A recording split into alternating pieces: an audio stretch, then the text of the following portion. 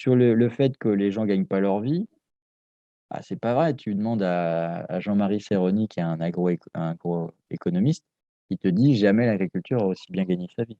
Par contre, il y a d'énormes écarts entre les exploitations agricoles. Et moi, je l'ai vu quand j'étais responsable sur la partie conseil, 2 exploitations exactement identiques, tu les retrouves 10 ans plus tard, il y en a un qui a été 4 fois plus performant que la première.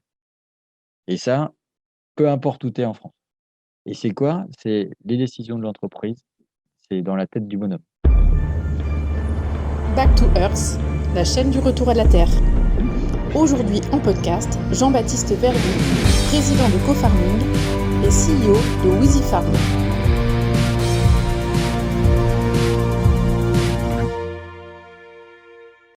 Moi, ça me fait mal au cœur quand, tu vois, moi je suis de la région, je suis de la Marne, une région qui est pas sinistrée quand même, hein. Quand il y a des jeunes qui veulent pas s'installer sur des fermes céréalières dans la Marne, parce que ça gagne pas leur vie, ça me fait mal au cœur, quoi. Parce qu'en fait, franchement, si tu gagnes pas ta vie ici,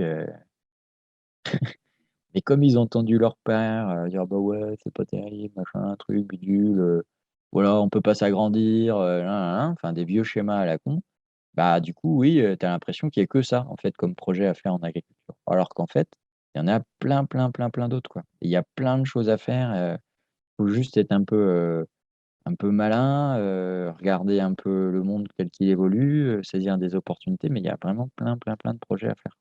Moi, je pense qu'il y a beaucoup de évidemment, il y a plein de gens qui vont arriver pour bosser dans l'agriculture, j'espère, qui ont les stéréotypes et qu'il faut remettre un peu à la réalité, mais en même temps qui amènent beaucoup de fraîcheur. Si je pense, par exemple, à des producteurs qui sont en circuit court, heu, aujourd'hui, moi, je trouve ça très malsain, en fait, d'encourager des gens à être des esclaves du boulot en circuit court. Dans cette caricature. Le gars qui va s'installer, qui va faire du maraîchage, qui va faire ses journées, puis son marché, puis préparer ses commandes la nuit, le marché le matin, le maraîchage la journée et qui va faire ça 6 jours sur 7 et comme il va rester que le dimanche pour faire les papiers, qui va bosser 7 jours sur 7 et qui va se dire à un moment donné: «Mais je bosse comme un taré pour gagner même pas un SMIC, voire j'irai chercher en plus le RSA». Je trouve que ça, c'est honteux d'encourager ces projets-là. Par contre, tu prends ce même contexte, le gars, tu lui dis: «Bah, voilà, tes coûts de production, c'est cela». Ta carotte, tu le vendras vraiment à ce prix-là et puis tu vas raconter une histoire. Tu vas peut-être mettre une notion de marque et puis tu vas peut-être dire, «J'arrête de faire tous les marchés avec mon C15, mais je mets un peu de digital dans l'affaire» et peut-être que globalement, ton rapport temps chiffre d'affaires, il va être un peu mieux équilibré et ça, c'est des fois le message que j'aime bien faire passer en disant, hem et il y a plein d'agriculteurs qui, tu vois, réfléchissent pas non plus à ça. Ils font, aujourd'hui, qui bossent comme des fous, qui prennent le C15, qui font les marchés et puis tu as des jeunes générations, tu as des gens qui arrivent, qui ont vu autre part, qui, évidemment se disent: «Je vais faire une marque et évidemment, je vais peut-être me positionner un peu en premium et puis évidemment, je vais peut-être, mettre un peu de circuit digital, je vais faire du click and collect» et qui, du coup, vont avoir une façon de concevoir les circuits courts qui sera plus, acceptable, en fait, sur une exploitation agricole. Et ça, c'est parce que ça peut venir, d'un regard extérieur, de gens qui viennent, moi, je vois sur mon exploitation, donc aujourd'hui, on fait des pâtes avec ma compagne. Elle a bossé 12 ans dans l'agroalimentaire. Heu, Franchement, l'arrivée de ce alors, c'est ma compagne et l'arrivée de ce profil-là et de ces compétences-là dans des exploitations, qui font des circuits courts, ça ferait un bien fou pour plein d'agriculteurs que je connais. Mais des fois, l'agriculture, elle peut avoir tendance à s'auto-tuer, quoi. Tu vois, on dit: «Ah bah merde, il y a pas de gens qui s'installent».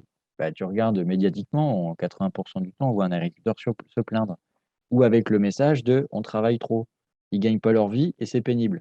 Bah, c'est pas forcément vrai, hein. Tous les exploitations, moi je suis sur le sujet de l'emploi avec ma start-up, tous les exploitations où il y a de la pénibilité, moi toutes les exploitations que j'ai visitées, tout le monde travaille sur réduire cette pénibilité. Parce que si on se disait: «On bah, ouais, c'est pénible et puis c'est comme ça», mais on trouverait déjà plus de personnel. Thierry, agriculteur d'aujourd'hui, je sais pas si tu connais, c'est un youtubeur, ils se sont mis à faire un peu en collectif, ils se sont mis à faire un petit peu d'agriculture bio pour se tester. Tu vois, ils ont fait 12 hectares d'oignons. 12 hectares d'oignons, c'est 24 personnes pendant, 3 mois pour désherber, parce que tu es en bio. Donc, tu vois le truc. Bon, bah, il y a 2 solutions, hein. Soit c'est la binette et à 4 pattes pendant 3 mois, 24 personnes. Soit aujourd'hui, eux, ils ont mis des petits chariots, des tapis roulants avec, des petits panneaux solaires, un petit toit au-dessus et les gens sont sur des matelas allongé. Alors c'est pas, tu passes pas ta vie non plus, mais c'est quand même vachement plus confortable que d'être à 4 pattes avec la binette et il dit: «Moi, à la fin de la saison, j'ai que 2 personnes qui sont parties. Les 24 personnes, enfin voilà, j'en ai eu 22, jusqu'à la fin». Donc globalement, en fait, sur cette histoire de pénibilité, bah, il y a moyen de le supprimer ou de l'amoindrir, quoi. Il y en a aujourd'hui qui ont fait des installations de panneaux photovoltaïques. Il y en a beaucoup qui ne l'ont pas fait. Moi, j'ai accompagné 150 projets comme ça. Il y a des gens, ils ont sauté sur l'occasion, ils l'ont fait. D'autres sont encore en train de réfléchir, je pense, depuis que je les ai accompagnés, ils sont toujours pas décidés. Ouais, bah, moi, par exemple, je vois mon pote, à côté, grâce à ça, il a fait un hangar, il a réussi à payer son hangar, il a pu, stocker, il a pu acheter différemment ses engrais et dans 2 ans, en fait, le hangar est fini de payer, bah, l'argent qui va arriver du photovoltaïque, c'est direct dans sa poche sans travailler. Ça veut dire que cette somme-là qu'il a, ça lui donne les moyens de faire un projet nouveau. Donc là, il est en train de se convertir en bio, il est en train de créer une tisanière pour faire des préparations naturelles et bah, mine de rien, le fait d'avoir fait ce projet lui donne les moyens de continuer à avancer. Si tu ne l'avais pas fait, bah, tu ramerais. Donc ce que je veux dire, c'est que là aussi, sur les exploitations gagnent pas leur vie, bah, c'est vrai et c'est pas vrai. Tu as des exploitations au maraîchage, qui gagnent pas leur vie, puis tu as des exploitations qui gagnent, bien leur vie. Tu as des exploitations qui alors, heu, faut être conscient quand même qu'effectivement quand on bosse en élevage, la charge de travail et l'astreinte au travail n'est pas la même que quand tu es céréalier. Parce qu'évidemment tous les jours, il faut y retourner.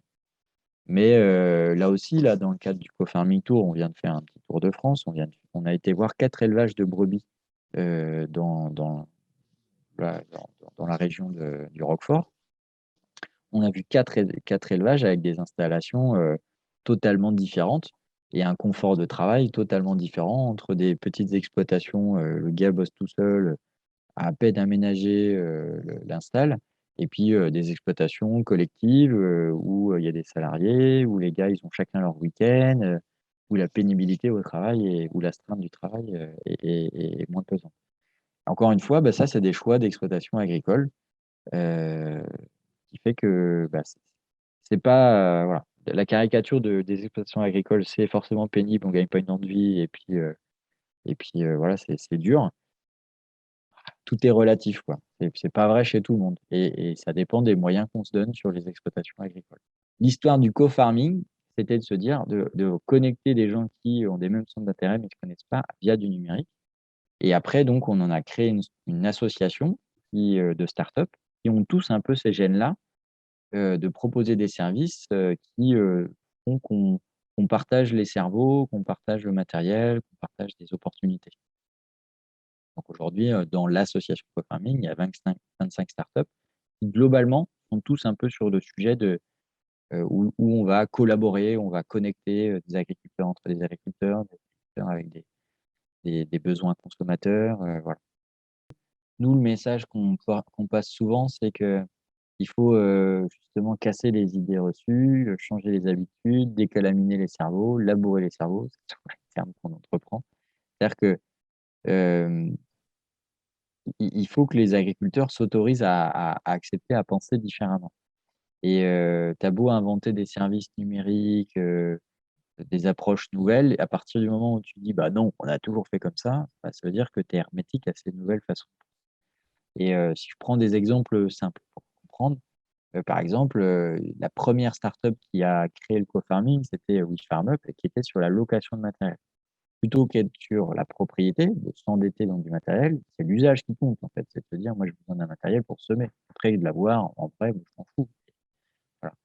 Hem, et bah, le problème, c'est que la maturité en fait du secteur agricole là-dessus n'était pas là quand ils se sont lancés. Maintenant ils sont un peu morts, parce qu'en fait on se disait tous, «Oui, oui, mais du matériel de semis par exemple, on en a tous besoin en même temps».